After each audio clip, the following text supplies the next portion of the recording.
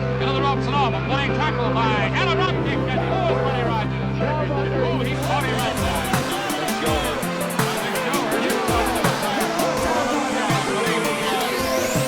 That can was pretty hard, and look at Buddy going to work now. Oh! Hey everybody, it's Durgertime. Welcome back to another episode of Total Extreme Wrestling 2016, Billy Corgan's NWA Season 2, and we just had a pretty good show. I like to think, at least, that we had a pretty good pay-per-view, first real pay-per-view, or I guess supercard of the Season 2 era, and it went pretty well. We got a decent amount of momentum, a little bit of a bump. Just to recap, it was pretty good. It was called Heavy Duty. It had 1,700 people in attendance. Did a 69, so it was almost on the cusp of like a C+, which is not bad. Cody Rhodes, of course, defeated Will Ospreay and retained the world's heavyweight title. And that was pretty good. We had a sort of triple threat match between Hangman Page, Nick Aldis, and Tim Storm, in which Hangman Page defeated him. We had some more brewing drama with Sami Callihan and Josephus Brody. We started to build up Jay White and had him have a bit of a beginnings of a feud with Pillman. It's overall, it was pretty good. We had some best friends retaining the tag team titles. So overall, kind of a pretty basic kind of beginnings supercard. We do have our issue of Cody is leaving soon. I think we have 90 days. And deciding who we want to take the belt from him is going to be kind of the big focus in the next couple episodes, I guess. We can put it on anybody, because even if he's mad, that's fine. We can deal with it. And we have some contenders that we really could put that belt on. So it's some interesting prospects, I think. Let's go ahead and first, I want to check the roster here. I just want to make sure everyone's okay. So normal, happy, annoyed. Okay, Bull James is annoyed. For the pay raise. That's fine. Pillman's happy.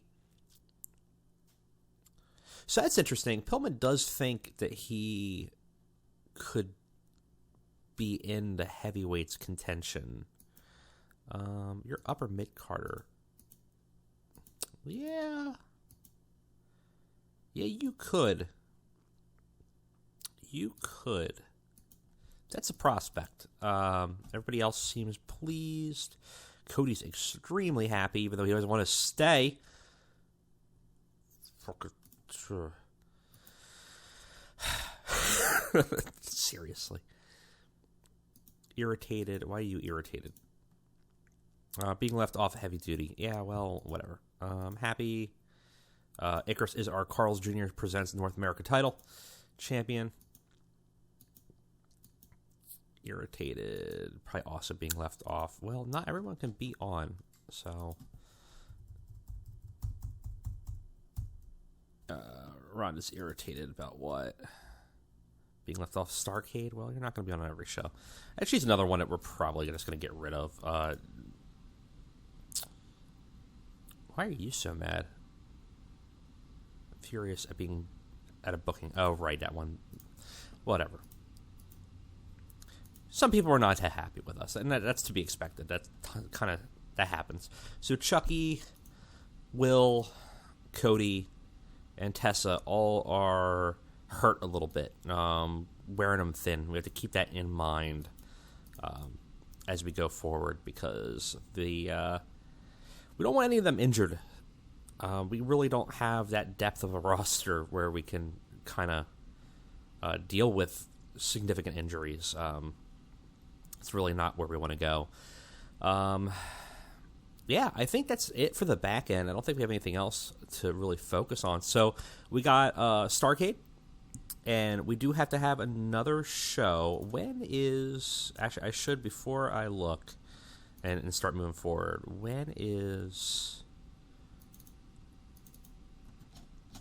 when's Cody done? Whoop. Oops. Looked like that was 94 days. Is that what I saw? Zachary Wentz is in 4 days. Janela is in 6 days. We should probably, if we haven't negotiated, I don't remember if we did negotiate or yet. You can no longer negotiate with them. Ah, shit. Okay. So we might have missed that opportunity. We can always pick him back up. Brandy leaves in 9 days, and we're not going to keep her. Julia Ho is leaving in 9 days, and we're not going to keep her. Rousey's leaving in 11 days, and we're going to do some bullshit tonight. I think. Daniels is leaving in 94 days, and I think that's fine. Cody's leaving in 77 days. That's fine. And Paul Pinky George, we are going to need to renegotiate with to keep him around. Give him a 3-year contract's fine.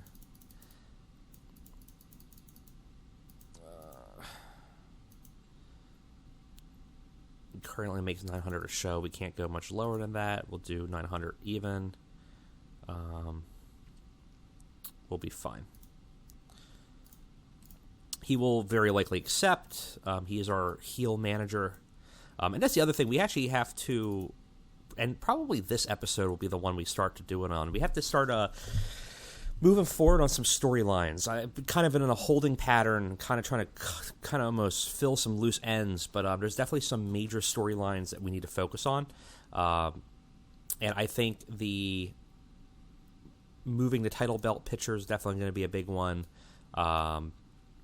But also the issue with the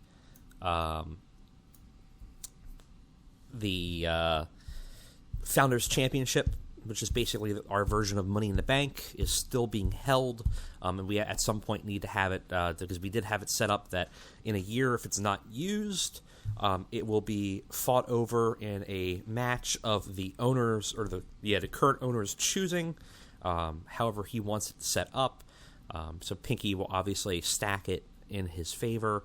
And currently Tim Storm has it. And, obviously shenanigans will be abound with that. Okay, so other than that, those are where we kind of expected. Janela will be a loss, but we'll pick him back up. I'm not that concerned. We should be able to pull him back in pretty quickly. Everybody else has pretty significantly long contracts, about 3 years standard. Some people are in a only 1 year deal, which is fine. We might want to pick up Wentz again. I don't know. We'll look at it. We might do another backstage booking episode where we kind of go through where the roster is and where we want people. All right, let's go ahead and go to Starrcade.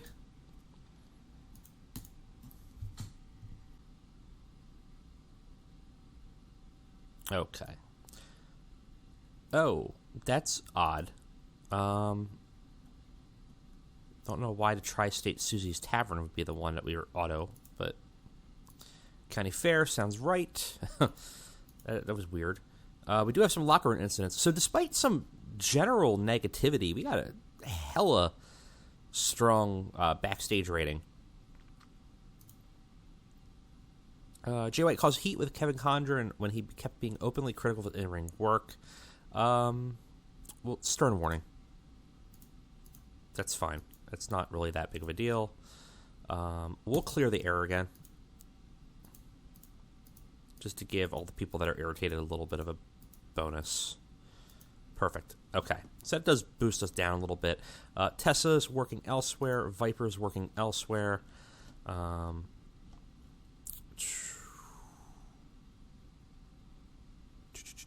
Okay. I think we are good to book. So let's go ahead and book Starrcade. So we got to build up to a new pay-per-view, which we tend to be doing every month or so. And I think that's fine. We probably will do one near the end of June, I think. So we'll have to book towards that. Because I don't know if... Yeah, so we'll probably keep it near the end, like June 4th week of June. will probably be the best, smartest. It gives us about 5 Starcades to kind of build up some storylines, and I think that'll be good for us. We do have the looming issue of the belt, and actually 2 belts, because we also have to get the women's title off of Ronda before she, I was about to say expires, but she's not dying. We're just not keeping her around. And that has to happen pretty much tonight or tomorrow. Now, part of me was thinking Tessa, but considering she's not working tonight, it might end up just being Tenille. But basically, we're going to just strip it from her. And then I think we need to look at our women's division, look at where it's at, and I think we've not been booking it very well, and it should be a focus. Same thing, all of our divisions. I mean, we got rid of the junior heavyweight almost specifically because it was just too hard to book. The junior division was just too cumbersome, and I think we're doing better with the tag teams. So now it's time to look at the women's division. It often feels like an afterthought, which is kind of a bummer. So we'll have to focus a little bit more on that. All right, let's go ahead and book it, and I'll see you for the next episode of Starcade. All right, so didn't actually get as much done in this episode as I kind of wanted, but we do have like 5 weeks to deal with it. I just forgot that we are constrained to that 60-minute mark. I probably could have made some matches a little bit shorter, but we did have one goal I specifically wanted to focus on this episode, and we did accomplish that. So that, at the very least, kind of gets one thing out of the way. Let's go ahead and check out this episode of Starcade. So we start off with a very, very short, actually a squash match with Jay White and Comrade Verna. Jay White defeats Verna in 5 minutes with a missile kick. Got to show off to a strong start. Jay White's 44, Verna's 41. I think Jay White will probably be our next big heel. I think he's like the inverse of Pillman, where he'll move up very quickly, skill up very quickly. He's a little bit weaker in performances, but though he didn't improve anywhere here, he's also he's like a 1 or 2 year pro. So he's still got that young lion status that will help us. Afterwards, we have Pillman kind of paying back Jay White's attack on him, and striking back and giving him a quick beat down after Jay White is sort of mocking Verna in the ring. Beats him down completely, kind of gets the win back, essentially. Not much to say about it. It's a 59, not bad. Does, pretty good. Mostly that, I think that's Pillman's overness, but hopefully we can kind of rub that off of Jay White as we're kind of building towards a feud between the two. We have another commercial where poor Icarus is stuck talking about the deliciousness of Carl's Jr.'s burgers, as, of course, the Carl's Jr.'s champion, because he is the North American champion presented by Carl's Jr. He's dead. His eyes look soulless and glazed over as he's telling the tale about how great Carl's Jr.'s burgers are. And he's doing his best, but he's got to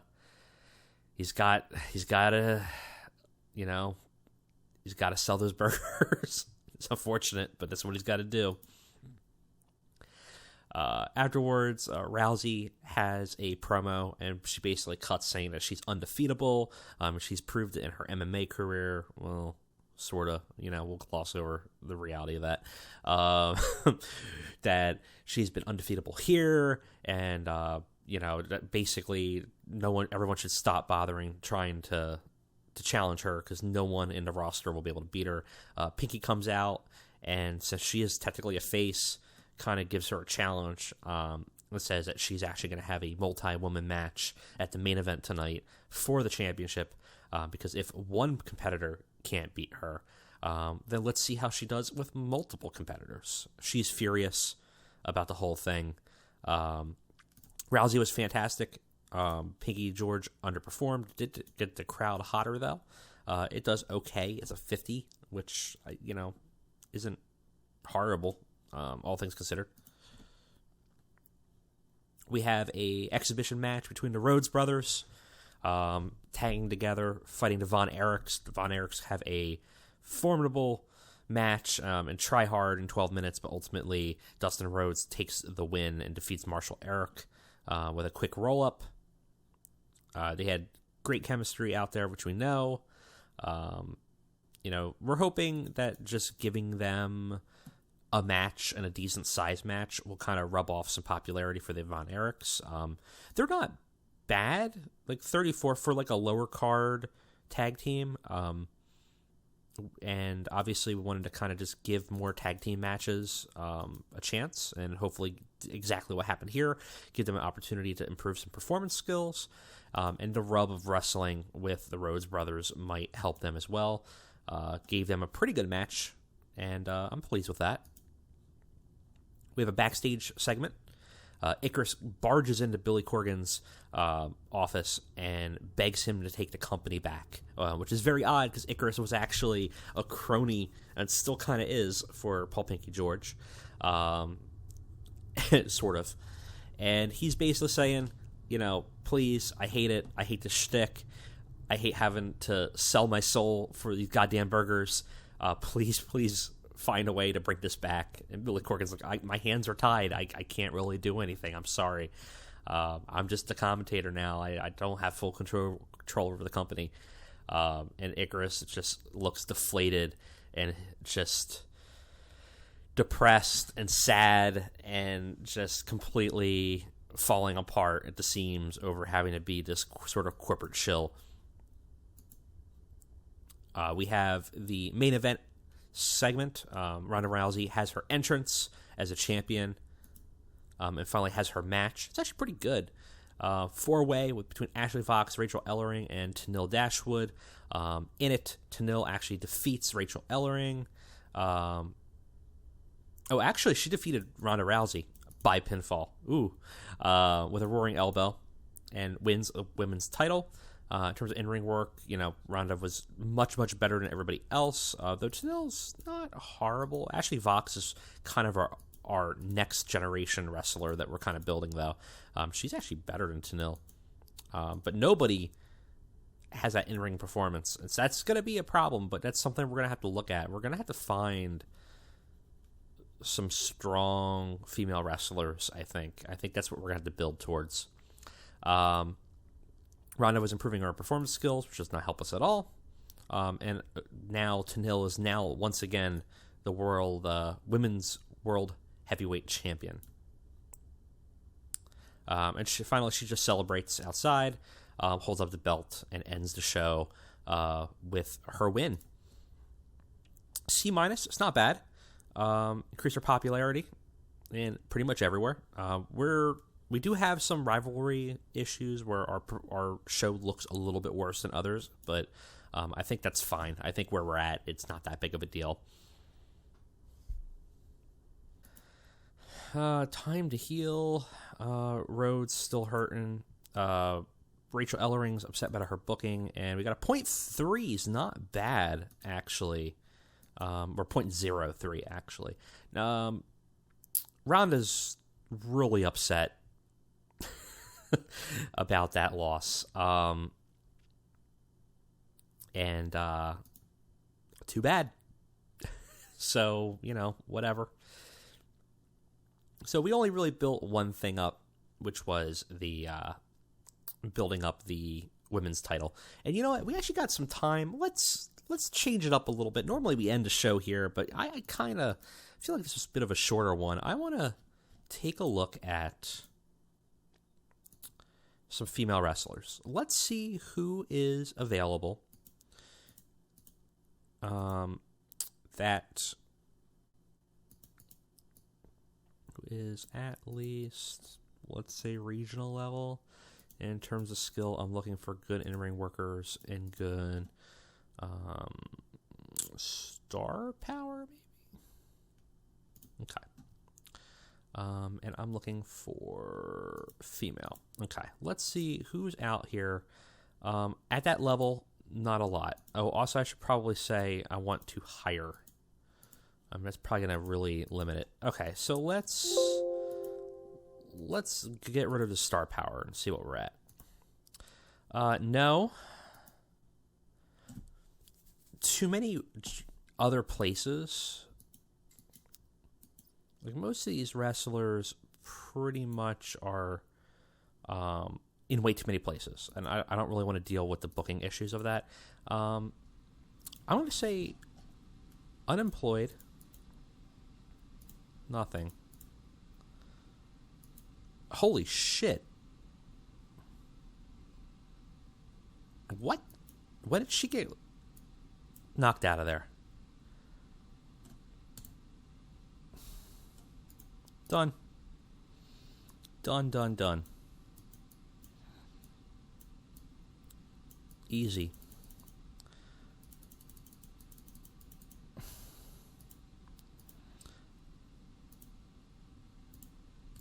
Boom.